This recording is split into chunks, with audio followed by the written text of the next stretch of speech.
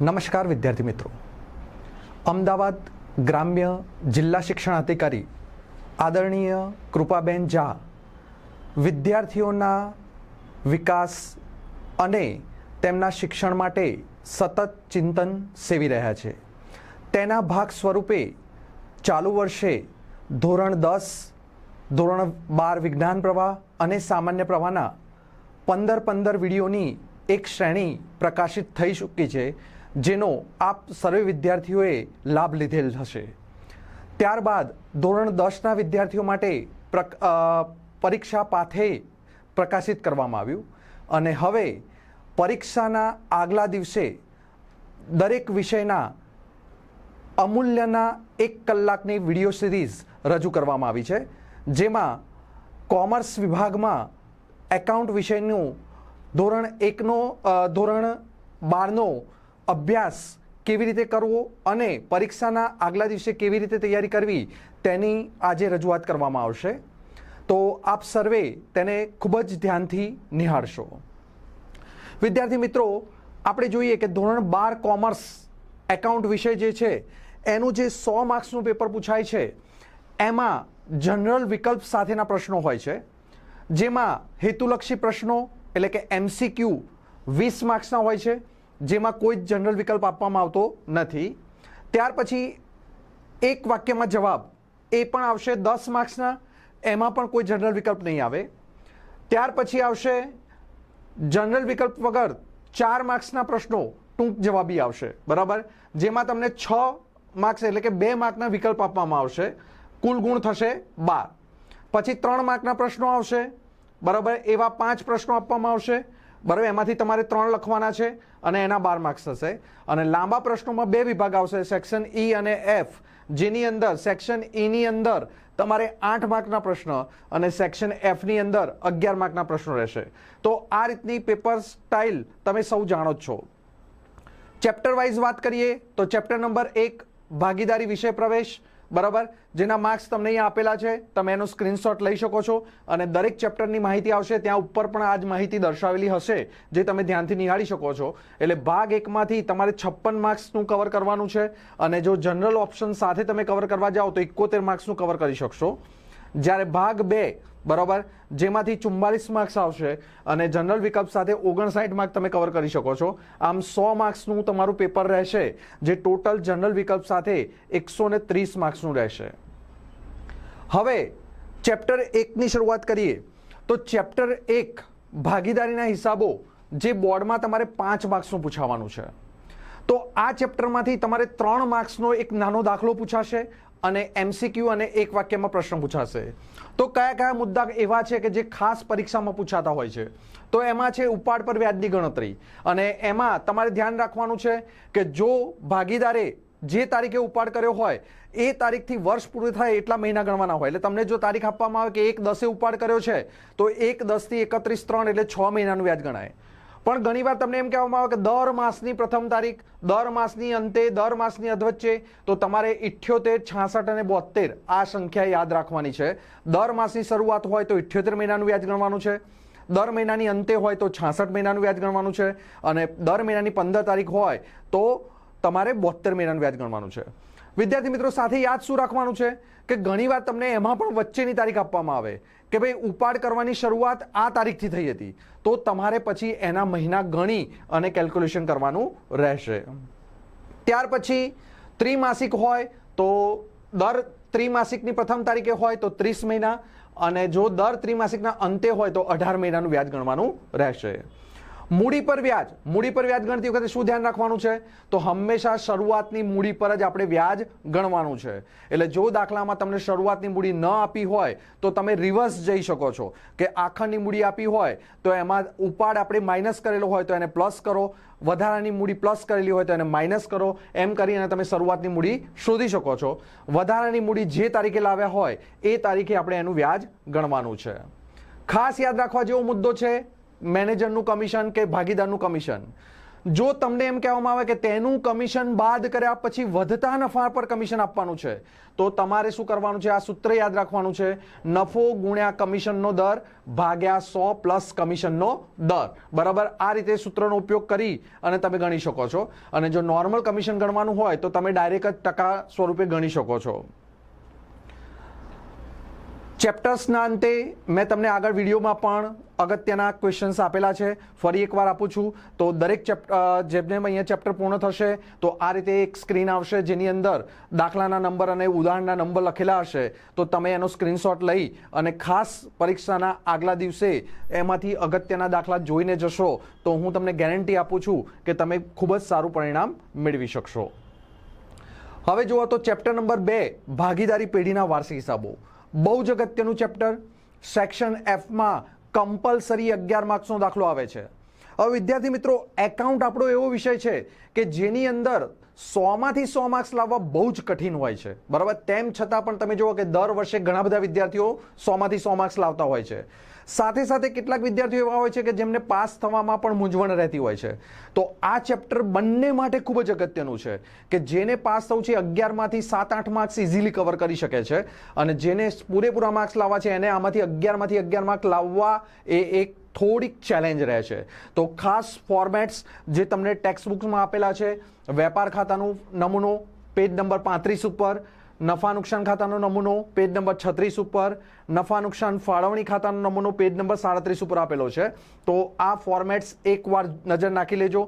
ખાસ તમે ધ્યાન આપશો, તમે આખા વર્ષ દરમિયાન દાખલા ગણ્યા હશે, તમને ખ્યાલ હશે કે કઈ કઈ વિગતો ખાસ આવતી જ હોય છે. તો વેપાર ખાતામાં શરૂઆતનો સ્ટોક, ખરીદી, ખરીદ પરત, અન્ય રીતે ગયેલ માલ, પછી એકાદ બે ખર્ચ, ખરીદીને લગતા ખર્ચા કોઈ પણ આવતા હોય છે.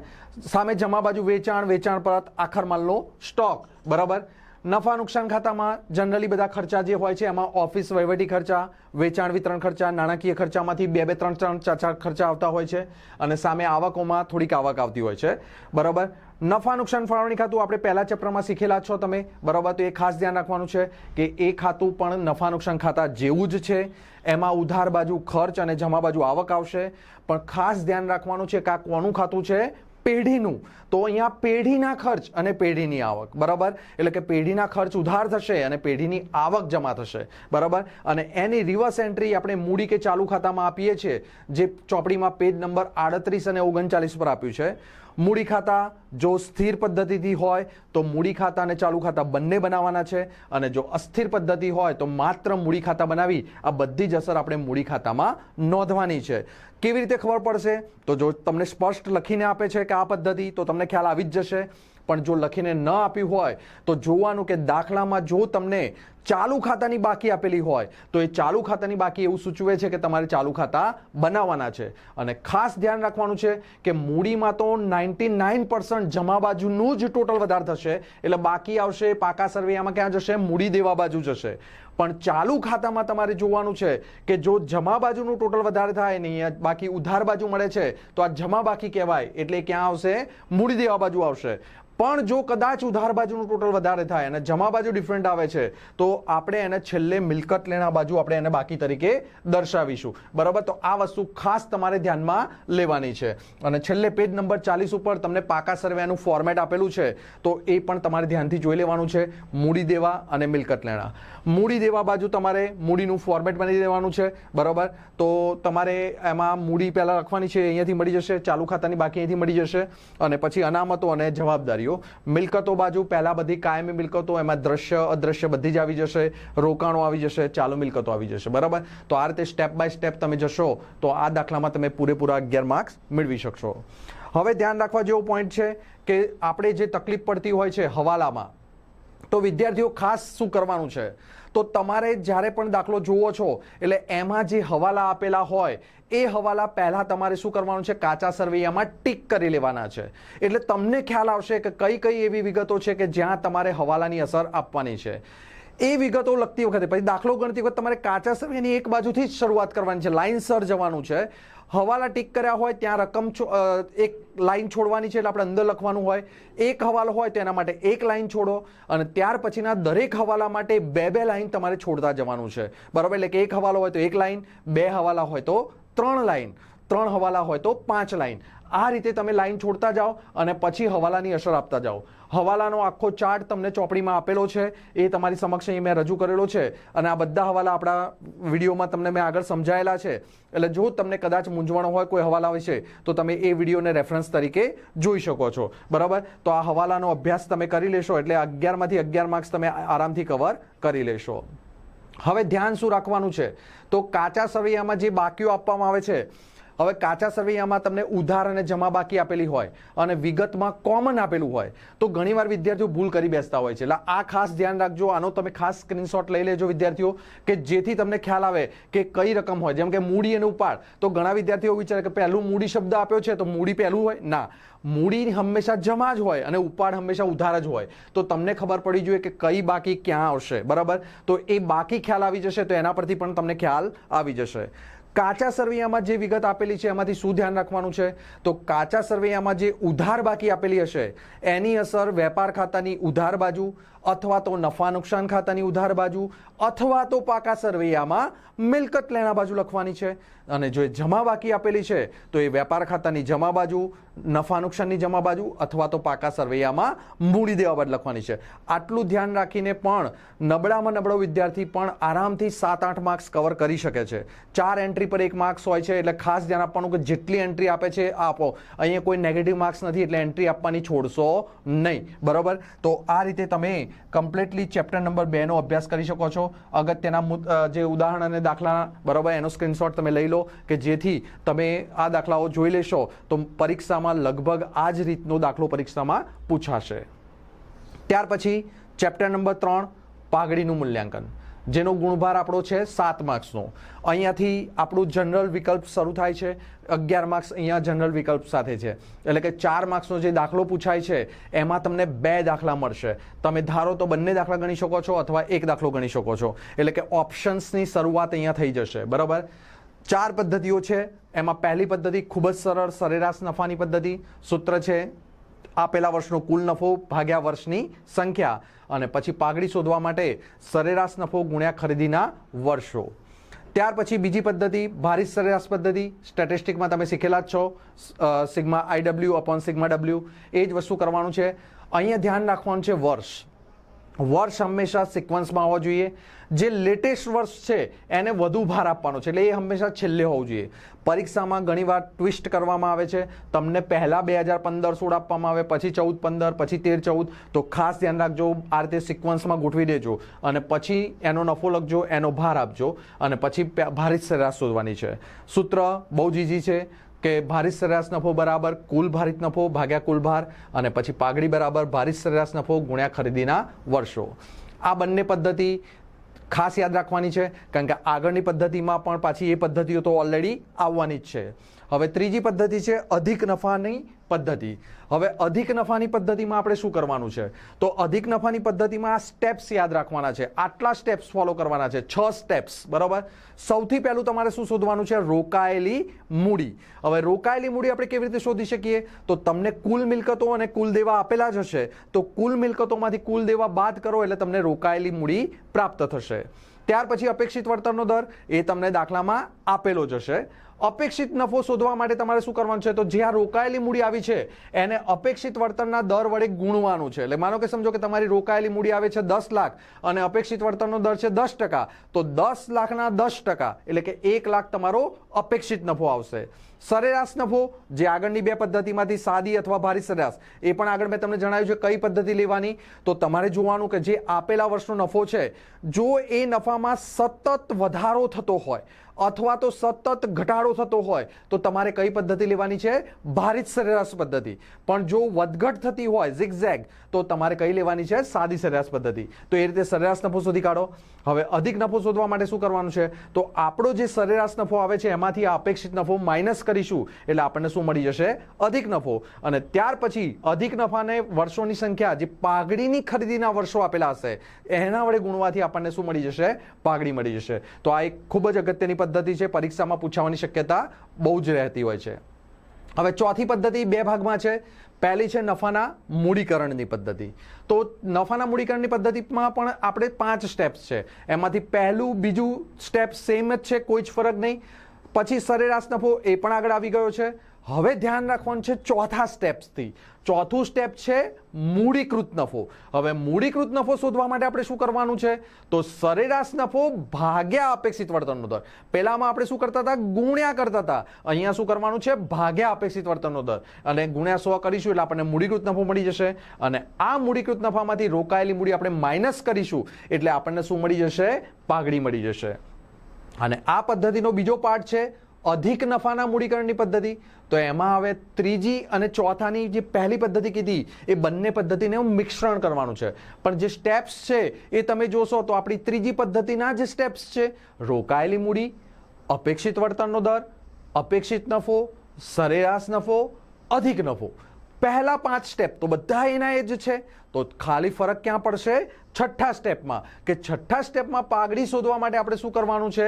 તો જે અધિક નફો આવ્યો એને આપણે પાઘડીની ખરીદીના વર્ષો વડે ગુણતા હતા એની જગ્યાએ ભાગ્યા શું કરવાનું છે? અપેક્ષિત વળતરનો દર. તો આ રીતે તમે આ પદ્ધતિનો ઉપયોગ કરી શકો છો. તો મિત્રો બહુ જ સરળ ચેપ્ટર છે અને 7 માર્ક્સ કે 11 માર્ક્સ તમે ઇઝીલી કવર કરી શકો છો આ ચેપ્ટરની અંદરથી. તો આટલા મુદ્દા તમારે ધ્યાન રાખવાના છે. એના માટે અગત્યના ઉદાહરણ અને દાખલા નંબર્સ તમને આપેલા જ છે. તો તમે એને ધ્યાનથી અભ્યાસ કરી લો કે જેથી તમને કોઈ જ તકલીફ પડશે નહીં.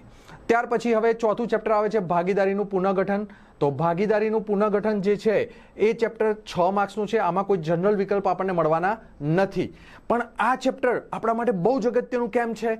કારણ કે આ ચેપ્ટર્સ આવડે છે તો આના પછી ચેપ્ટર નંબર 5 અને ચેપ્ટર નંબર 6 પ્રવેશ અને નિવૃત્તિ 50% તો આપણે આ ચેપ્ટરમાં જ કવર કરી લેવાનું છે. કેવી રીતે? તો ત્યાગનું પ્રમાણ અને લાભનું પ્રમાણ. હવે આખા વર્ષમાં આપણે દાખલા ગણી કર્યા છે એટલે હવે બધા જ સૂત્રો આપણને મોઢે થઈ ગયા છે કે ત્યાગનું પ્રમાણનું સૂત્ર શું આવે? જૂનો ભાગ માઇનસ નવો ભાગ. જ્યારે લાભનું સૂત્ર શું આવશે? નવો ભાગ માઇનસ જૂનો ભાગ. તો આ રીતે જ્યારે પણ તમને દાખલા આપવામાં આવે તો તમારે શું કરવાનું છે કે જેટલા પણ ભાગીદારો છે એમનો જૂનો ભાગ અને નવો ભાગ તમારે નક્કી કરવાનો છે. દાખલા તરીકે અહીંયા જૂનું પ્રમાણ આપ્યું છે 2:2:1. તો તમારે એનો સરવાળો કરવાનો છે. 2:2:1 એટલે કેટલા થાય? 5. તો 2/5, 2/5 અને 1/5 એમનું જૂનું પ્રમાણ થશે. અને નવું પ્રમાણ છે 3:2:1 એટલે કે 6. તો 3/6, 2/6 અને 1/6 એ એમનું નવું પ્રમાણ થશે. હવે જૂના ભાગમાંથી નવો ભાગ માઇનસ કરશો તો તમને જવાબ મળી જશે ત્યાગ. બરોબર? અહીંયા તમે લસાની મેથડથી કરશો તો ક્યારેય ભૂલ પડશે નહીં. પણ જે વિદ્યાર્થીઓને તકલીફ પડતી હોય તો ચોકડી ગુણાકારની પદ્ધતિનો ઉપયોગ કરી શકો છો. એ જ રીતે લાભના પ્રમાણ માટે પણ આપણે સેમ પદ્ધતિનો ઉપયોગ કરવાનો છે. કોઈ ચેન્જ છે નહીં. બરોબર? લાભના પ્રમાણ માટે પણ નવો ભાગ માઇનસ જૂનો ભાગ. એમાં પણ તમને જૂનું નવું પ્રમાણ આપેલું હશે તો પહેલા નવું પ્રમાણ લેવાનું, એમાંથી જૂનો ભાગ શું કરવાનો છે? માઇનસ કરવાનો છે. અહીંયા તમારે ધ્યાન શું રાખવાનું છે? તો આપણે ઘણીવાર લાભનું પ્રમાણ શોધીએ છીએ ત્યારે આપણો જવાબ શું આવે છે? માઇનસ આવે છે, ઋણમાં આવે છે.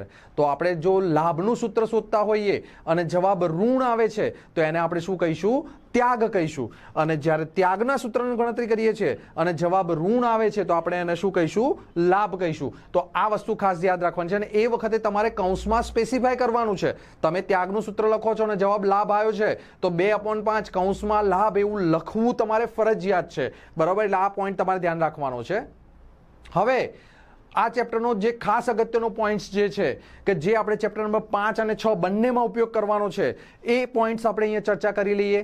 તો સૌથી પહેલા તો આપણે માલ મિલકત આપણે પુનઃમૂલ્યાંકન ખાતું બનાવવાનું છે. તો કયા પોઈન્ટ ધ્યાન રાખવાના છે? તો મિલકત અને લેણામાં વધારો થાય. વિદ્યાર્થી મિત્રો આપણે ઓબ્વિયસલી આપણે સમજી શકીએ છીએ કે જો આપણી મિલકતમાં વધારો થશે તો આપણને શું થવાનો છે? ફાયદો. તમારી પાસે 500 રૂપિયા છે, બીજા 500 રૂપિયા આવે તો તમને ફાયદો થશે. ફાયદો થશે તો આપણે એને નફો કહીએ છીએ. એટલે આપણે એની અસર ક્યાં આપીશું?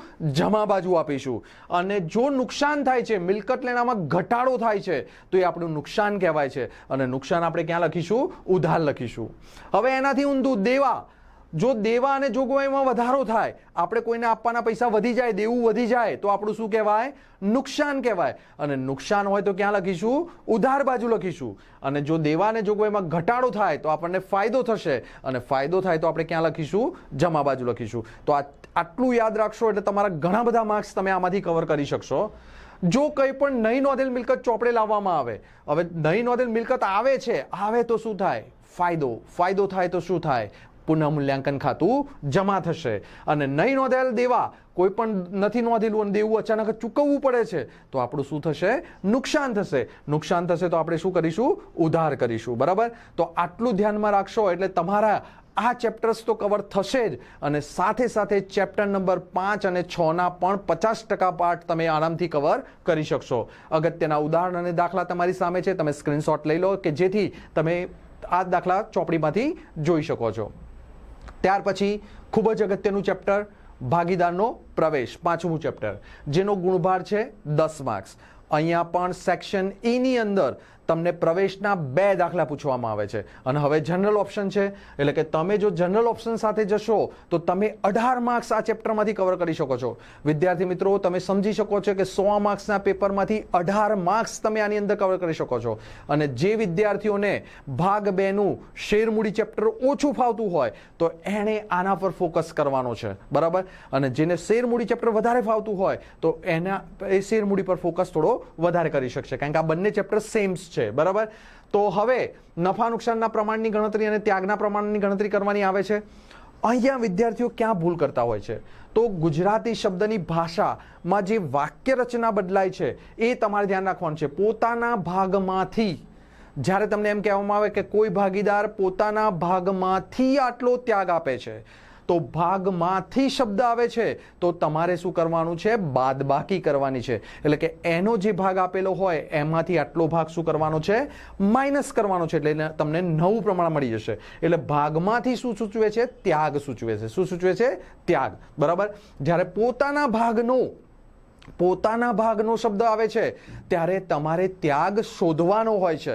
એટલે તમારે શું કરવાનું છે કે સૌથી પહેલા એનો જે ભાગ આપ્યો હોય એના ગુણ્યા જે ભાગ ત્યાગ આપવાનો છે ગુણાકાર કરવાનો છે. આ કરવાથી તમને એનો ત્યાગ મળી જશે અને પછી તમારે શું કરવાની છે? બાદબાકી કરવાની છે. એટલે આ શબ્દો પર ખાસ ધ્યાન આપજો અને એની વ્યવસ્થિત રીતે પ્રેક્ટિસ કરી લેજો કે જેથી પરીક્ષામાં ભૂલ પડે નહીં. ચેપ્ટર નંબર 5નો દાખલો ગણતી વખતે જો કોઈ પોઈન્ટ ભારે પૂછી શકાય તો એ હોય છે પાઘડી. બરાબર? એટલે એના પર ફોકસ કરવા માટે આપણે પાઘડીની હિસાબી અસરો ધ્યાન રાખવાની છે. હિસાબી ધોરણ 26 પ્રમાણે આપણે પાઘડીની અસર આપીએ છીએ એ વખતે પાઘડી ખાતું ખોલતા નથી. બરાબર? તો અહીંયા આપણે શું ધ્યાન રાખવાનું છે? મિલકત અને દેવાનું પુનઃમૂલ્યાંકન કરવાનું છે. તો મિલકત અને દેવાનું પુનઃમૂલ્યાંકન આપણે હમણાં જ ચેપ્ટર નંબર 4માં જોઈ ગયા છીએ. તો ચેપ્ટર નંબર 4માં આપણે જોયું કે મિલકત અને દેવાનું પુનઃમૂલ્યાંકન કરતી વખતે તમને હવાલા આપેલા હોય છે. હવે એમાં ધ્યાન ક્યાં રાખવાનું હોય છે? તો હવે આ ચેપ્ટર્સમાં કેટલાક હવાલા થોડા ટ્વિસ્ટેડ હોય છે. બરાબર? કદાચ જો તમને યાદ હોય તો ચોપડીના દાખલામાં ઘણીવાર તમને આપેલું હોય કે કોઈ મિલકત આપી છે 6600 રૂપિયા અને તમને એમ કહેવામાં આવે કે તેમાં 10% વધારો કરેલો છે. તો ઘણા વિદ્યાર્થીઓ શું કરે છે? 10% શબ્દ આવે એટલે સીધા 6600ના 10% કરી નાખે. પણ તમારે વાક્ય રચના વાંચવાની છે કે એમાં ઓલરેડી 10% વધારો થયેલો છે. એટલે કે એ રકમ કેટલી હોય? 100 + 10 એટલે કે 110 હોય. તો તમારે ત્યાં 110 એ 10 કરી અને એ રકમ શોધવાની છે. એટલે કે 600 આવશે અને એ તમારે શું કરવું પડશે? બાદ કરવું પડશે. બરાબર? કારણ કે ઓલરેડી વધારો થયેલો છે એટલે તમારે ઘટાડો કરવો પડશે. એટલે આ વસ્તુ તમારે એમાં ધ્યાનમાં રાખવાની છે.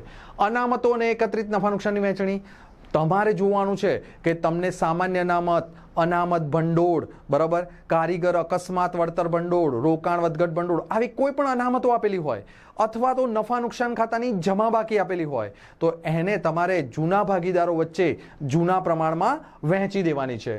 ત્યાર પછી કાચું પુનઃમૂલ્યાંકન ખાતું. હવે લગભગ 99% બોર્ડમાં પૂછાતું નથી, પણ ખાસ ધ્યાન રાખવાનું કે જ્યારે કાચું પુનઃમૂલ્યાંકન ખાતું પૂછાય તો તમારે પુનઃમૂલ્યાંકન ખાતું કેટલી વાર બનાવવાનું છે?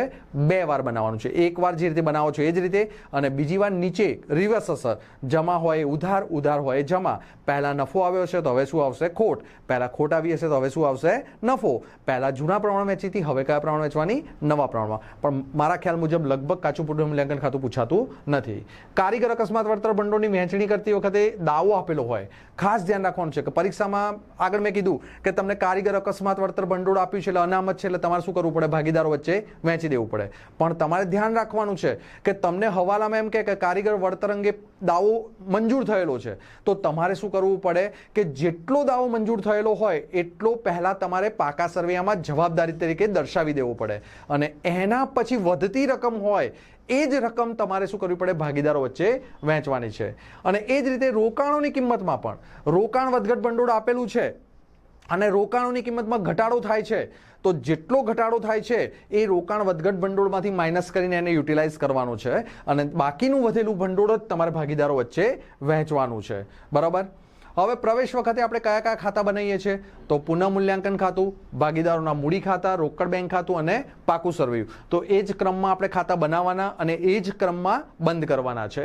દાખલો ગણતી વખતે તમારે કયા કયા ખાતા મુદ્દા ધ્યાન રાખવાના હતા? તો મૂડી ખાતાની બાકી મૂડી ખાતામાં જમા બાજુ પહેલા લખી નાખવાની છે. ચાલુ ખાતાની બાકી આપી હોય તો જોઈ લેવાની, જો જમા બાકી હોય તો ચાલુ ખાતાની જમા બાજુ લખવાની છે અને ઉધાર બાકી હોય તો ચાલુ ખાતાની ઉધાર બાજુ લખવાની છે. વહેંચણી પાત્ર અનામતો હોય તો એને આપણે ભાગીદારો વચ્ચે શું કરવાની છે? વહેંચી દેવાની છે. રોકડ બેંક ખાતાની બાકી આપી હોય એ રોકડ કે બેંક ખાતામાં આપણે લખી દેવાની છે. રોકડની હંમેશા ઉધાર બાકી જ હોય છે એટલે ઉધાર બાજુ જ આવશે. બેંક સિલ્લક હોય તો ઉધાર બાજુ લખવાની છે, પરંતુ જો બેંક ઓવરડ્રાફ્ટ હોય તો જમા બાજુ લખવાની છે. જૂના પાકા સર્વેમાં દર્શાવેલી પાઘડી, હવે જો તમને પાકા સર્વેમાં પાઘડી આપેલી છે તો એ કઈ પાઘડી કહેવાય? જૂની પાઘડી. તો એને જૂના ભાગીદારો વચ્ચે શું કરવાની છે? માંડી વાળવાની છે. એટલે મૂડી કે ચાલુ ખાતાની ઉધાર બાજુ તમારે એને જૂના પ્રમાણમાં વહેંચી દેવાની છે. ત્યાર પછી નવા ભાગીદાર દ્વારા લાવવામાં આવેલી મૂડી, તો નવો ભાગીદાર જો રોકડમાં મૂડી લાવે છે તો એને રોકડ કે બેંક ખાતે ઉધાર કરી અને એના મૂડી ખાતે જમા કરવાની છે. નવા ભાગીદાર દ્વારા પાઘડીની રકમ રોકડમાં લાવવામાં આવે તો રોકડ ખાતાની ઉધાર બાજુ લખી અને ભાગીદારો વચ્ચે મૂડી કે ચાલુ ખાતે એમના ત્યાગના પ્રમાણમાં અહીંયા ખાસ ધ્યાન રાખવાનું છે વિદ્યાર્થી મિત્રો, કારણ કે આપણે જૂનું પ્રમાણથી ટેવાયેલા છીએ. બરાબર. પણ પાઘડી એવો મુદ્દો છે કે પાઘડી નવો ભાગીદાર શા માટે આપે છે? તો જે જૂના ભાગીદારોએ આટલા વર્ષો સુધી મહેનત કરી અને જે સંસ્થાને ઉપર લાવેલા છે તો એના ફળ સ્વરૂપે આપણે એમને પાઘડી આપીએ છીએ. એટલે એ લોકો જેટલો ત્યાગ આપતા હોય એ પ્રમાણમાં આપણે એને વહેંચવાનું છે. નવો ભાગીદાર પાઘડીની રકમ રોકડમાં ન લાવે તો પાઘડીની રકમ તેના મૂડી કે ચાલુ ખાતે ઉધાર કરી અને જૂના ભાગીદારો વચ્ચે એ પણ કયા પ્રમાણમાં વહેંચવાની છે? ત્યાગના પ્રમાણમાં વહેંચવાની છે. હવાલાઓમાં આપેલી માહિતી અનુસાર પુનઃમૂલ્યાંકન ખાતામાં અને પાકા સર્વેમાં અસરો આપી અને બધા હવાલાની અસર આપવાની છે. દરેક હવાલાની અસર બાદ પુનઃમૂલ્યાંકન ખાતું બંધ કરી પુનઃમૂલ્યાંકનનો નફો ખોટ શોધવાનો છે અને જે પુનઃમૂલ્યાંકન ખાતાનો નફો કે ખોટ આવે એ ફક્ત જૂના ભાગીદારો વચ્ચે જૂના પ્રમાણમાં વહેંચવાનો છે. મૂડી ખાતા કે ચાલુ ખાતા બંધ કરી એની બાકી ક્યાં લઈ જવાની છે? પાકા સરવૈયામાં. રોકડ ખાતું બંધ કરીને એની બાકી ક્યાં લઈ જવાની છે? પાકા સરવૈયામાં. અને છેલ્લે પાકા સરવૈયાનો સરવાળો કરીએ છીએ એટલે બંને બાદનો સરવાળો સરખો આવી જાય છે. તો આ રીતે 8 માર્ક્સનો દાખલો જે આપણને પૂછાય છે તો એની અંદર આ સ્ટેપ્સ યાદ રાખી તમે આરામથી 8 માંથી 8 માર્ક્સ કવર કરી શકો છો. બરાબર. ચેપ્ટર નંબર 5 ની અંદર આટલા ઉદાહરણ અને દાખલા તમારી સામે છે, એ તમારે ધ્યાનથી જોઈ લેવાના છે કે જેના કારણે તમે પૂરેપૂરા 8 માર્ક્સ આની અંદરથી કવર કરી શકો છો. વિદ્યાર્થીઓ ખાસ ધ્યાન રાખવાનું છે, તમે બોર્ડના જૂના પેપરોનો પણ અભ્યાસ કર્યો હશે તો તમે જોયું હશે કે બોર્ડની પરીક્ષામાં જે પ્રશ્નો પૂછાય છે એ મોટા ભાગે ચોપડીના ઉદાહરણ અને દાખલાને લગતા જ પ્રશ્નો હોય છે. એટલે ખાસ ચોપડી પર ફોકસ વધારે રાખજો. હવે છઠ્ઠું ચેપ્ટર છે ભાગીદારની નિવૃત્તિ કે મૃત્યુ, જેનો ગુણભાર 10 માર્ક્સનો છે. એટલે કે કમ્પલસરી 10 માર્ક્સ આવશે. બરાબર. 10 માર્ક્સની અંદર તમે એને કવર કરી શકો છો. અહીંયા 10 માર્ક્સ તમારે લેવાના છે, એમાં 8 માર્કનો એક દાખલો આવવાનો છે. જો દાખલો કોઈ વિદ્યાર્થીને નથી ફાવતો તો અહીંયા એને જનરલ વિકલ્પ તરીકે પ્રવેશ અથવા તો શેરમૂડી મળશે. તો પ્રવેશ અથવા શેરમૂડીના દાખલા ગણી અને છોડવો હોય તો છોડી શકે એમ છે. પણ વિદ્યાર્થી મિત્રો આ ચેપ્ટર પણ બહુ ઇઝી ચેપ્ટર છે. જો તમને પ્રવેશના દાખલા ફાવી જાય છે તો નિવૃત્તિના દાખલામાં બહુ જ નોમિનલ ચેન્જ હોય છે કે જે તમે ઇઝીલી કવર કરી શકો છો. તો મિલકત અને દેવાનું પુનઃમૂલ્યાંકન ચેપ્ટર નંબર 4 અને 5માં આપણે જોઈ ગયા. અનામતો અને એકત્રિત નફાની વહેંચણી એ પણ આપણે 4 5માં જોઈ ગયા. કાચું પુનઃમૂલ્યાંકન ખાતું પણ આપણે જોઈ ગયા. કારીગર વળતર, રોકાણ, આ બધી જ વસ્તુઓ આપણે ચેપ્ટર નંબર 4 અને 5માં જોયું છે. સેમ એની એ જ વસ્તુ એની એ જ રીતે કરવાની છે. નવો મુદ્દો ક્યાં આવશે? તો અહીંયા નિવૃત્ત થતા ભાગીદારને, તો જે ભાગીદાર નિવૃત્ત થાય, દાખલા તરીકે કોઈ દાખલો હોય એમાં 3 ભાગીદારો હોય A, B અને C, તો તમને ખાસ કહેવામાં આવશે કે કયો ભાગીદાર નિવૃત્ત થાય છે. તો તમારે સૌપ્રથમ જે ભાગીદાર નિવૃત્ત થતો હોય એ ભાગીદારનું ખાતું બંધ કરવું પડે, એટલે કે એની બાકી શોધવી પડે, એને ચૂકવવાપાત્ર રકમ નક્કી કરવી પડે.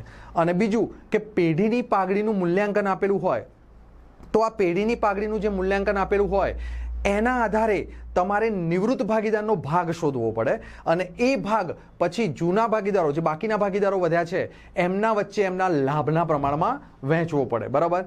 નિવૃત્ત ભાગીદારની બાકી રકમ, જો કશું જ કીધું ન હોય તો નિવૃત્ત ભાગીદારની જે બાકી રકમ વધી છે એને આપણે પાકા સરવૈયામાં લોન તરીકે દર્શાવીશું. પણ જો તમને એમ કહેવામાં આવે કે નિવૃત્ત ભાગીદારને એની બાકી રકમ ચૂકવી દેવામાં આવી છે તો તમારે એની અસર રોકડ ખાતે આપવાની છે. અને ત્યાર પછી ભાગીદારનું લોન ખાતું, બરાબર, પરીક્ષામાં પૂછવાની શક્યતા નહીવત છે. પણ ધ્યાન આપવાનું કે જો કદાચ કોઈ વાર પૂછાઈ જાય તો ભાગીદારનું લોન ખાતું તૈયાર કરો છો તો પછી કેટલા હપ્તામાં રકમ ચૂકવવાની છે એટલામાં ભાગી દેવાનું છે. અને દર વર્ષે જે વ્યાજ આવે એ વ્યાજ લોનની રકમમાં શું કરવાનું છે? ઉમેરવાનું છે. એટલે કે લોનની જમા બાકી હોય એટલે જમા બાજુ લોન લખેલી હોય એમાં વ્યાજ ઉમેરતા જવાનું અને હપ્તો બાદ કરતા જવાનું છે. આ રીતે આપણે ભાગીદારનું લોન ખાતું તૈયાર કરી શકીએ છીએ. દાખલો ગણતી વખતે કયા મુદ્દા ધ્યાન રાખવાના છે? તો મોટા ભાગના મુદ્દા આપણે પ્રવેશમાં શીખી ગયા છે એ જ મુદ્દા છે. પહેલાં મૂડી લખવાની છે, રોકડની બાકી લખવાની છે, જૂની પાઘડી જૂના ભાગીદારો વચ્ચે માંડી વળવાની છે, અનામતો વહેંચી દેવાની છે, પુનઃમૂલ્યાંકન ખાતું, બરાબર. આ બધા જ સ્ટેપ્સ જે ચેપ્ટર નંબર 5ના સ્ટેપ છે. નવી પાઘડી, હવે અહીંયા શું કરવાનું છે કે નવી પાઘડીમાં મૃત્યુના પામનાર કે નિવૃત્ત થનાર ભાગીદાર, બરાબર, તો જે ભાગીદાર નિવૃત્ત થાય છે અથવા તો મૃત્યુ પામે છે તો એ ભાગીદાર જે છે એને આપણે પૈસા આપવા પડે. તો એનું મૂડી ખાતું કે ચાલુ ખાતું આપણે શું કરવું પડે? જમા કરવું પડે. અને જે બાકીના ભાગીદારો છે એમને હવે ફાયદો થવાનો છે કારણ કે હવે એક ભાગીદાર જાય છે તો એના પૈસા બાકીના ભાગીદારોને મળવાના છે એટલે એમના મૂડી કે ચાલુ ખાતે આપણે ઉધાર કરવું પડે છે. ત્યાર પછી સૂચના મુજબ લેણી રકમ ચૂકવણી કરવાની છે અને છેલ્લે રોકડ ખાતું બંધ કરી દેવાનું છે. તો આ રીતે રોકડ ખાતું બંધ કરી અને પછી પાકા સરવૈયામાં અસર આપવાની છે. તો નિવૃત્તિ માટે આપણે આટલા સ્ટેપ્સ ધ્યાન રાખવાના છે. હવે આટલા ઉદાહરણ અને દાખલા તમે જોઈ લેશો તો મોટાભાગની બધી રીત આની અંદર કવર થઈ જાય છે અને બોર્ડમાં આની અંદરથી જ કોઈ દાખલો તમને પરીક્ષામાં પૂછાતો હોય છે. હવે 7મું ચેપ્ટર ભાગ 1નું જેમાં ભાગીદારી પેઢીનું વિસર્જન આવે છે. આ ચેપ્ટર 7 માર્ક્સનું પરીક્ષામાં પૂછાય છે. 10 માર્ક્સ તમે જનરલ વિકલ્પ સાથે લઈ શકો છો. હવે આ ચેપ્ટર્સ ખાસ અગત્યનું એટલા માટે છે કે આની અંદરથી થિયરિકલ પાર્ટ્સ આવતો હોય છે. એટલે વિભાગ સીમાં જે 3 માર્કની થિયરી પૂછાય છે તો એકાદી થિયરી આ ચેપ્ટરમાંથી પૂછાવાની શક્યતા રહેતી હોય છે. એટલે તમારે આની થિયરી ખાસ તૈયાર કરવાની છે. મોટા દાખલા આમાંથી પૂછાવાના નથી પણ તમે એકાદ બે મોટા દાખલાની પ્રેક્ટિસ કરશો તો તમને નાના દાખલા પણ ઇઝીલી આવડી જશે. આમનો તો ખાસ તૈયાર કરવાની છે. દાખલો જો મોટો ગણવાનો હોય તેમાં ખાતા બનાવવાનો હોય છે પણ પરીક્ષામાં તમારે મોટો દાખલો પૂછવાનો નથી કારણ કે આ ચેપ્ટરમાંથી 8 માર્કનો દાખલો પૂછવાનો નથી. અનામતો અને નહીં વેચેલ નફો નુકસાન વહેંચી દેવાનું છે. મિલકતોના ખાતા બંધ કરી માલ મિલકત નિકાલ ખાતે લઈ જવાના છે. જોગવાઈ અને દેવાના ખાતા બંધ કરીને માલ મિલકત નિકાલ ખાતે. શું યાદ રાખવાનું છે? તો મિલકતો, પાકા સરનામાં મિલકતો હોય એની ઉધાર બાકી હોય તો એને આપણે જમા કરી અને ક્યાં લઈ જવાનું છે? માલ મિલકત નિકાલ ખાતાની ઉધાર બાજુ. અને જે દેવા અને જોગવાઈઓ છે જેની જમા બાકી હોય તો એને આપણે ઉધાર કરી અને માલ મિલકત નિકાલ ખાતે જમા કરવાનું છે. આટલા ઉદાહરણ અને દાખલા છે, બરાબર. ખાસ જે ઉદાહરણ નંબર 1 છે એની તમામ આમનોંધ, બરાબર, કારણ કે આમાંથી આમનોંધ જ પૂછાવાની છે એટલા માટે. અને જે દાખલા છે એમાં પણ તમે જુઓ તો મોટાભાગના આમનોંધના જ દાખલા છે તો આટલા ધ્યાન રાખવાના છે. હવે આ ચેપ્ટર્સમાં તમારે શું ધ્યાન રાખવાનું છે? તો એક ખાસ ધ્યાન રાખવા જેવો મુદ્દો જે છે એ છે ભાગીદારની પત્નીની લોન. તો ભાગીદારની પત્નીની લોન આપેલી હશે તો મોટાભાગે આ લોન ભાગીદાર ચૂકવતો હશે એવું કીધું હશે.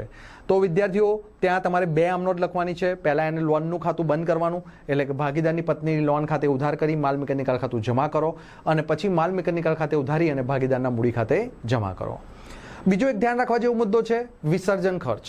વિસર્જન ખર્ચ ખાલી આપવામાં આવે તો માલ મિલકત નિકાલ ખાતે ઉધાર કરી રોકડ ખાતે જમા થાય. પણ ઘણીવાર તમને એમ કહેવામાં આવે છે કે વિસર્જનની જવાબદારી કોને સોંપવામાં આવી? ભાગીદારને. અને એના માટે એને અમુક રકમ ચૂકવવાનું નક્કી થયું તો માલ મિલકત નિકાલ ખાતે ઉધાર કરી અને ભાગીદારના મૂડી ખાતે જમા કરો. હવે આ જ દાખલામાં તમને એમ કહેવામાં આવશે કે વિસર્જન ખરેખર આટલો થયો અને ભાગીદારે ચૂકવ્યો. તો ભાગીદાર ચૂકવે છે તો એના ધંધા સાથે કંઈ જ લેવા દેવા નથી તો એની કોઈ આમનોંધ થશે નહીં.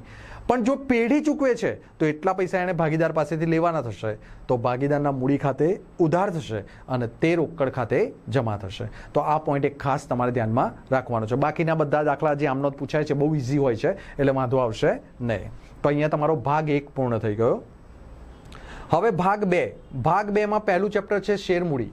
તો આગળ મેં તમને કીધું એમ કે જે 5મું ચેપ્ટર હતું આપણું, બરાબર, એની અંદર જે રીતે હતી સિસ્ટમ એ જ રીતે ગુણભાર અહીંયા 10 અને 18 એટલે કે 10 માર્ક્સ અને જનરલ ઓપ્શન સાથે 18 માર્ક્સ. તો અહીંયા પણ 2 દાખલા તમને 8 માર્કના પૂછાવાના છે. તો જેને શેરમૂડી ચેપ્ટર સારું ફાવતું હોય તો એ શેરમૂડીની પ્રેક્ટિસ કરી શકે છે. શેરમૂડીમાં આગળની જેટલી આમનોંધો છે બરાબર કે અરજી મંજૂરી હપ્તો એ તો હવે તમને બધાને ગોખાઈ ગઈ હશે, હવે આમાં કોઈને કોઈ તકલીફ હશે નહીં. એટલે આજે હું હવે આગળ જપ્તીથી શરૂઆત કરું છું. તો જપ્તીમાં ધ્યાન શું રાખવાનું છે કે જો તમે મૂળ કિંમતે શેર બહાર પાડ્યા હોય અથવા તો પ્રીમિયમથી બહાર પાડ્યા હોય પણ પ્રીમિયમ મળી ગયું છે તો આ બંને સંજોગોમાં તમારે એક જ સેમ જ આમનોંધ થાય. શેર મૂડી ખાતે ઉધાર એટલે કે જેટલા શેર જપ્ત કર્યા છે એ જપ્ત કરેલ શેરની સંખ્યા ગુણ્યા મૂડી પેટે મંગાવેલ રકમ, જેટલા પૈસા મળી ગયા છે જપ્તી ખાતે જમા કરો અને મંજૂરી કે હપ્તાના જે પૈસા નથી મળ્યા એ મંજૂરી કે હપ્તા ખાતે જમા કરો. જો પ્રીમિયમથી બહાર પાડ્યા હોય પ્રીમિયમ નથી મળ્યું તો પ્રીમિયમને શું કરવાનું છે? ઉધાર. એટલે આની જ આમનોંધ, એમાં પ્રીમિયમ શું થશે? ઉધાર થશે.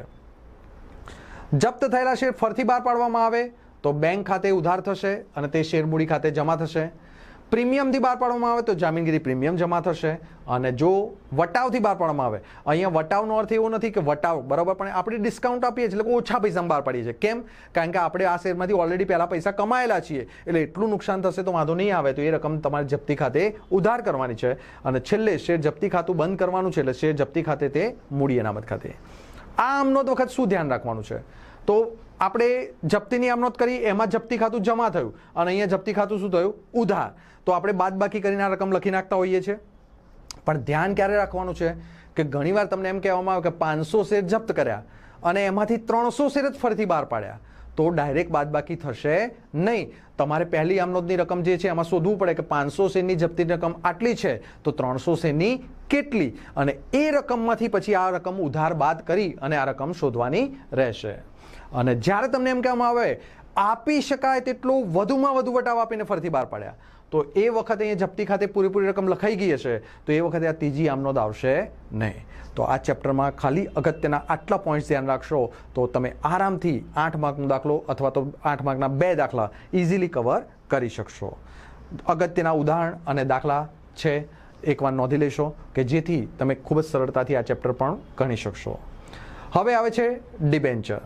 ડિબેન્ચર અલગ અલગ રીતે આપણે કરતા હોઈએ છીએ. તો ડિબેન્ચરમાં તમારે ધ્યાન રાખવાનું છે કે ડિબેન્ચર મૂળ કિંમતે બહાર પાડ્યા હોય અને મૂળ કિંમતે જ પરત કરવાના હોય તો એની આમનોંધ બરાબર બેઝિક આમનોંધ છે એ તમારે યાદ રાખવાની છે. પણ જો તમે પ્રીમિયમથી બહાર પાડી મૂળ કિંમતે પરત કરવાના હોય તો તમે જોશો કે આમનોંધમાં કોઈ ફરક પડતો નથી. ખાલી પ્રીમિયમ જે છે તો એ જામીનગીરી પ્રીમિયમ અનામત ખાતે અહીંયા જમા થશે બરાબર. પછી તમે જ્યારે વટાવથી બહાર પાડ્યો હોય તો વટાવ ખાતું શું થાય છે? ઉધાર થાય છે. પરત કરવામાં કોઈ ફરક પડશે નહીં. એટલે પહેલી 3 પદ્ધતિ બહુ જ સરળ છે.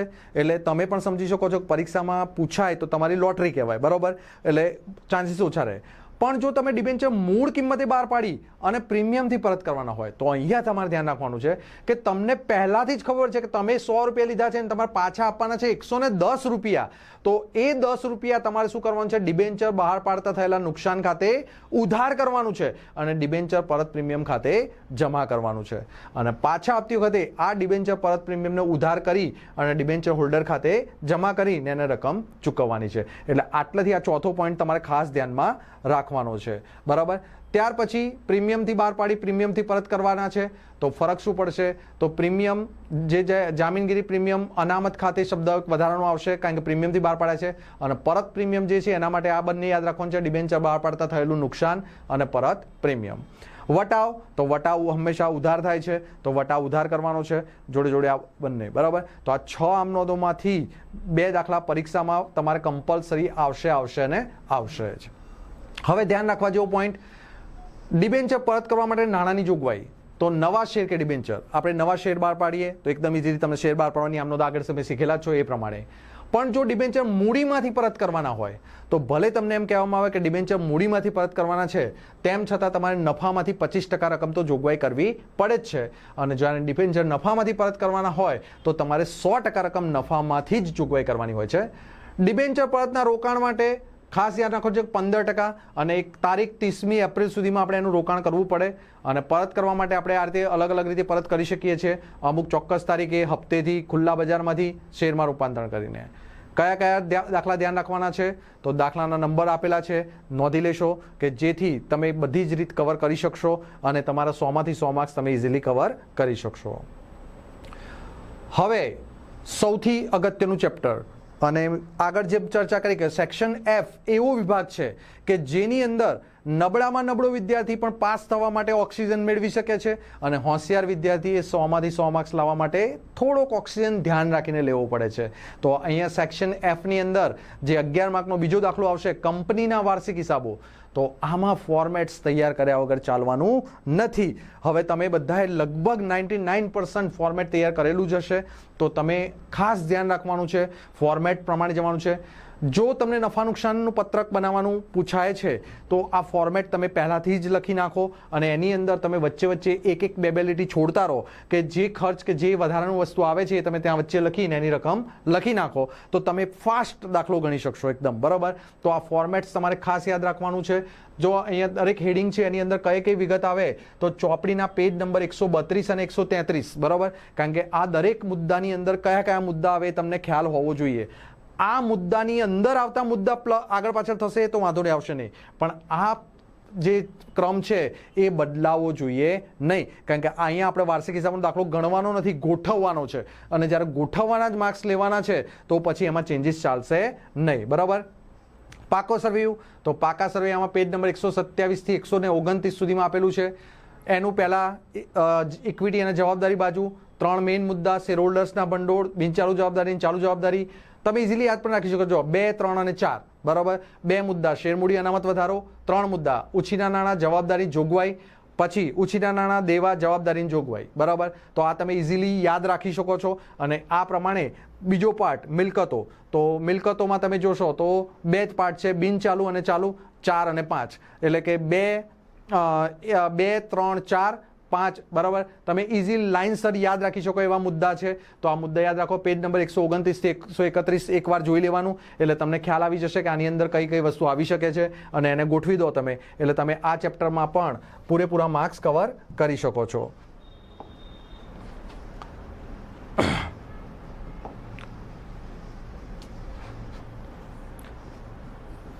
અગત્યના ઉદાહરણ અને દાખલા આ ચેપ્ટરમાં બહુ ઓછા દાખલા છે. પરીક્ષામાં તમે જોશો તો વાર્ષિક હિસાબોનો જે દાખલો પૂછાય છે તો સ્વાધ્યાયમાં 2 જ દાખલા એવા આપેલા છે અને તમે જોશો કે ઉદાહરણમાં પણ 2 દાખલા એટલે ટૂંકમાં તમે 4 દાખલા પણ કરી લેશો તો એની અંદરથી જ એક દાખલો તમને પરીક્ષામાં પૂછાતો હોય છે. તો ખાસ એ જોઈ લેશો. હવે ચેપ્ટર નંબર 4 નાણાકીય પત્રકોનું વિશ્લેષણ 2 રીતે કરી શકીએ છીએ, તુલનાત્મક અને સમાન માપ. તુલનાત્મક અને સમાન માપ બંનેમાં નફા નુકસાન અને પાકો સર્વે આપણે જે બનાવીએ છીએ તો એમાં ધ્યાન શું રાખવાનું છે તો તુલનાત્મક નફા નુકસાનનું પત્રક આપણે જે બનાવીએ છીએ તો એમાં ફોર્મેટ આપણે ધ્યાન રાખવાનું છે કે પહેલાં પાછલું વર્ષ અને પછી ચાલુ વર્ષ, પછી વધારો ઘટાડો. તો એના માટે તમે યાદ રાખી શકો જે આ ક્રમ નંબર આપે છે 1, 2, 3, 4 તો 4માંથી 3 એટલે કે ચાલુ વર્ષમાંથી પાછલા વર્ષ બાદ કરવાનું છે એટલે જે વધારો કે ઘટાડો તમને મળી જાય છે. વધારો આવે છે તો આપણે એને ડાયરેક્ટ લખીએ છીએ, ઘટાડો આવે છે તો આપણે એને કૌંસમાં લખીએ છીએ અને પછી આપણે એના ટકા શોધવાના છે એટલે કે આ જે વધારો ઘટાડો આવ્યો એના ભાગ્યા 3 એટલે કે પાછલા વર્ષની રકમ વડે ભાગી નાખીએ છીએ એટલે આપણે મળી જાય છે બરાબર. હવે 31, 3, 16, 17ની જે માહિતી આપેલી છે તો એમાં ઘણીવાર તમને આ રીતે ટકાવારી આપેલી હોય છે, ક્વેશ્ચન્સ માર્ક્સ આપેલા હોય છે.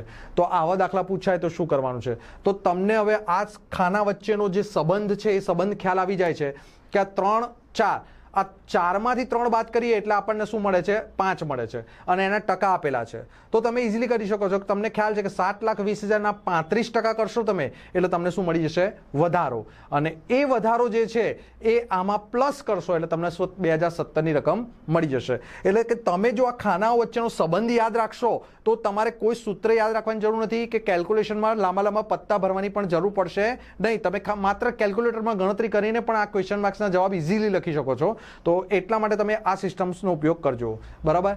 હવે સમાન માપના પત્રકોમાં જોઈએ. સમાન માપ કોમન માપ કેટલું છે 100%. 100% માટે પણ આપણે સેમ આ જ રીતે કરવાનું છે. તો ધ્યાન શું રાખવાનું છે કે જ્યારે નફા નુકસાનનું પત્રક પૂછાય છે તો નફા નુકસાનના પત્રકમાં આપણે યાદ રાખવાનું છે કે વેચાણ છે એ 100% છે, એના આધારે બધી ટકાવારી શોધવાની છે અને જો પાકું સર્વેયું છે તેમાં જે સરવાળો છે 100 છે. આમાં પણ ક્વેશ્ચન માર્ક્સ આવે છે. ક્વેશ્ચન માર્ક્સ આવે ત્યારે શું કરવાનું છે તો તમે ઇઝીલી જોઈ શકો છો કે 25 લાખ 30 લાખ 100 આપેલું છે તો હવે સીધા જ 25 લાખના 75% કરો એટલે આ રકમ મળી જશે. 25 લાખના 9.6 આ રકમ મળી જશે. 30 લાખના 78%, 30 લાખના 8% એટલે આ રકમ મળી જશે. બહુ જ ઇઝીલી તમે કેલ્ક્યુલેશન કરી શકે અને આ દાખલો ગણી શકો છો. હવે ધ્યાનમાં રાખવાના મુદ્દામાં આપણે જોઈએ તો ઉદાહરણ અને દાખલા નંબર આપેલા છે મેં તો તમે એને ધ્યાનથી જોઈ લેશો. ત્યાર પછી 5મું ચેપ્ટર છે હિસાબી ગુણોત્તરો. ચેપ્ટર થોડું મોટું છે, સૂત્રો યાદ રાખવાના છે ગુણોત્તરની રજૂઆત આપણે કેટલી રીતે કરીએ છીએ? 5 રીતે: પ્રમાણ, ટકાવારી અને વાર વખત. પ્રમાણમાં હોય તો આપણે એને જેમમાં લખીએ છીએ જવાબ, ટકાવારી પર્સન્ટેજ, વાર કે વખત તો આપણે કેટલી વાર વખતમાં લખીએ છીએ, અપૂર્ણાંક સ્વરૂપે, ભાગાકાર સ્વરૂપે, અને અઠવાડિયા, દિવસ, મહિનામાં આપણે એને લખીએ છીએ. બરાબર. ગુણોત્તરનું વર્ગીકરણ આપણે 2 રીતે કરીએ છીએ, પ્રણાલિકાગત અને કાર્યાનુસાર. પ્રણાલિકાગત છે એની અંદર આપણે શું કરીએ છીએ કે જે ગુણોત્તરોમાં રકમ વેપાર કે નફા નુકસાન ખાતામાંથી લઈએ છીએ તો એને વેપાર કે નફા નુકસાનના ગુણોત્તરો કહીએ છીએ.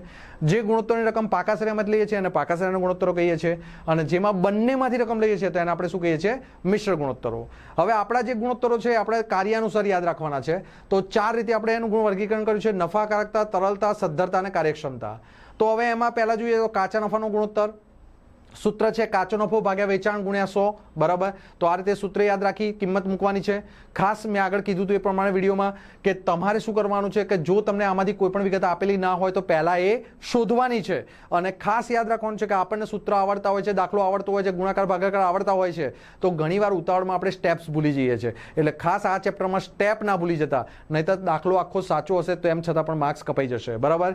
ત્યાર પછી કામગીરી ગુણોત્તર માટે વેચેલ માલની પડતર પ્લસ કામગીરીના ખર્ચા ભાગ્યા ચોખ્ખું વેચાણ. બીજી બધી માહિતી મેં તમને સ્ક્રીન પર આપેલી છે, તમે જોઈ શકો છો કે કઈ રીતે શોધવાનું, કામગીરી પડતર એટલે શું. બરાબર.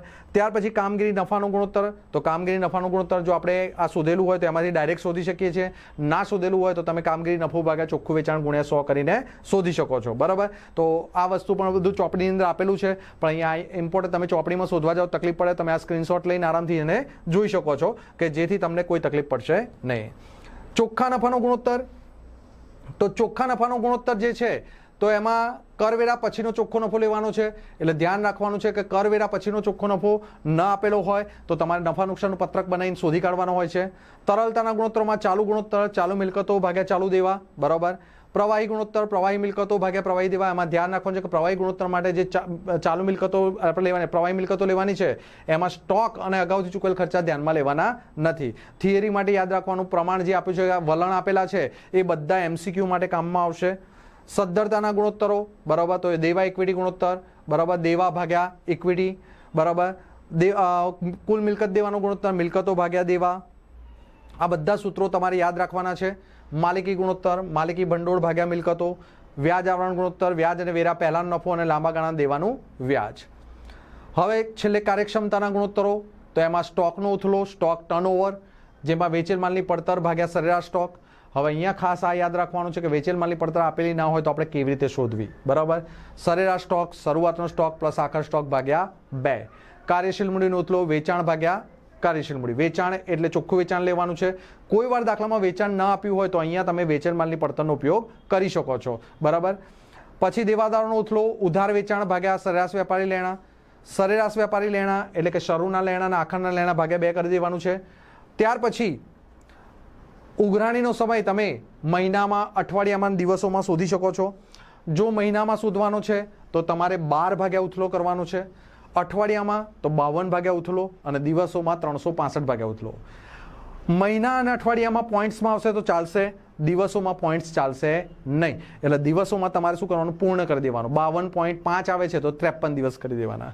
અને છેલ્લે લેણદારોનો ઉથલો પણ સેમ એ જ રીતે. બરાબર. ઉધાર ખરીદી ભાગ્યા વેપારી લેણા, અને એમાં પણ આ રીતે શોધવાનું છે. બરાબર. તો આટલા ઉદાહરણ અને દાખલા તમારે ધ્યાનમાં લેવાના છે. ત્યાર પછી ચેપ્ટર નંબર 6 4 માર્ક્સનું આવશે. અહીંયા તમને ઓપ્શન મળી જશે. જનરલ 8 માર્કનું તમે કરી શકશો. રોકડ પ્રવાહ પત્રક જે છે તો રોકડ પ્રવાહ પત્રક જે છે એમાં તમારે શું કરવાનું છે? તો રોકડ પ્રવાહ પત્રકમાં તમારે નફા નુકસાનનું પત્રક આવે છે તો તમે જોઈ શકો છો કે નફા નુકસાનનું પત્રક, આખું પત્રક જે છે ક્યાં આવે છે? કામગીરીમાં. અને પાકું સર્વે જે આવે છે તો પાકા સર્વેયામાં પણ તમે જુઓ તો ચાલુ દેવા અને ચાલુ મિલકતો ક્યાં આવે છે? કામગીરીમાં. એટલે સૌથી મોટી પ્રવૃત્તિ છે કામગીરીની પ્રવૃત્તિ. બાકી ઇક્વિટી જવાબદારી બાજુ જે શેર હોલ્ડરના ભંડોળો અને દેવા છે એ નાણાકીય પ્રવૃત્તિ છે, અને મિલકતો છે એ રોકાણની પ્રવૃત્તિ છે. બરાબર. હવે એનું જે ફોર્મેટ તમને આપ્યું છે એ ધ્યાન રાખવાનું છે. મિત્રો આપણે જે નફા નુકસાનનું પત્રક બનાવીએ છીએ એની અંદર આપણે જે બધી વિગત લખેલી હોય છે તો એમાં આપણે બિન કામગીરી વસ્તુઓ પણ લખેલી હોય છે. તો જે આપણે પ્લસ કર્યું છે આપણે શું કરવાનું છે? માઇનસ. અને જે માઇનસ કર્યું છે એ શું કરવાનું છે? પ્લસ. તો આ રીતે યાદ રાખીને તમે આખું ફોર્મેટ કરવાનું છે. રોકાણની પ્રવૃત્તિ અને નાણાકીય પ્રવૃત્તિ બહુ ઇઝી પ્રવૃત્તિ છે. જો આ દાખલો પૂછાય તો ભૂલે ચૂકે પણ છોડવાનો નથી. કેમ? કારણ કે જો આનું પૈસા આવે છે તો પ્લસમાં લખવાનું છે, જાય છે તો માઇનસમાં લખવાનું છે. આમાંથી તમારે આટલા ચેપ્ટર્સ ધ્યાનમાં લેવાના છે. બરાબર? તો આ રીતે આપણો જે સમગ્ર અભ્યાસક્રમ છે 100 માર્ક્સનો એ આપણે 2 ભાગમાં આ રીતે પૂર્ણ કર્યો છે. વિદ્યાર્થી મિત્રો બહુ જ ધ્યાનથી પેપર લખવાનું છે. પેપર મળે એટલે પેપર પહેલાં જોઈ લેવાનું છે. ઘરેથી ખાસ કેલ્ક્યુલેટર, પેન્સિલ, રબર ઉપર ખાના દોરવા માટે પેન્સિલ નો ઉપયોગ કરવાનો છે. પેનથી ખાના દોરવાના નથી. ડાબી બાજુ ઉધાર, જમણી બાજુ જમા લખવાનું ભૂલાય નહીં. ઉપરના હેડિંગ્સ પૂરા લખવાના છે. તો આ બધી વિગતો તમે ધ્યાનમાં રાખજો અને દાખલો ગણતી વખતે બિલકુલ શાંત મને દાખલો ગણજો. કેલ્સી વ્યવસ્થિત યુઝ કરીને લઈ જજો. પેનો થોડી યુઝ કરીને લઈ જજો કે જેથી ત્યાં તમારી સ્પીડ સારી એવી કવર થાય. અને કદાચ બાય ચાન્સ એવું બને કે કોઈ દાખલાનો જવાબ નથી આવતો તો કન્ફ્યુઝ થવાની જરૂર નથી. તમે એને ત્યાં જ છોડી દેજો અને બીજા દાખલા પર આગળ વધી જજો, જેના કારણે બીજા દાખલામાં તમારે તકલીફ પડે નહીં. ઘણીવાર એવું થાય કે 2-5 માર્ક લેવા માટે આપણે 10 થી 15 માર્ક ખોવા પડતા હોય છે. એટલે આવું ન થાય એ તમારે ધ્યાનમાં રાખવાનું છે. તો આ વસ્તુ ધ્યાનમાં રાખી અને તમે પેપર લખશો તો મને વિશ્વાસ છે કે તમે આરામથી 100 માંથી 100 માર્ક્સ કવર કરી શકશો. તો આગામી બોર્ડની જે પરીક્ષા 4 માર્ચે આપણું એકાઉન્ટનું પેપર છે એ તમે ખૂબ સુંદર રીતે આપી શકો અને તમે જવલત સફળતા પ્રાપ્ત કરી શકો એ માટે હું ચિરાગસિંહ રાજપૂત આપ સર્વને ખૂબ ખૂબ અભિનંદન પાઠવું છું. અને જ્યારે રિઝલ્ટ આવે ત્યારે તમે ખૂબ સુંદર પરિણામ મેળવી અને તમારી ઉચ્ચતમ કારકિર્દીનું નિર્માણ કરી શકો એ માટે પ્રભુને પ્રાર્થના કરું છું. અસ્તુ.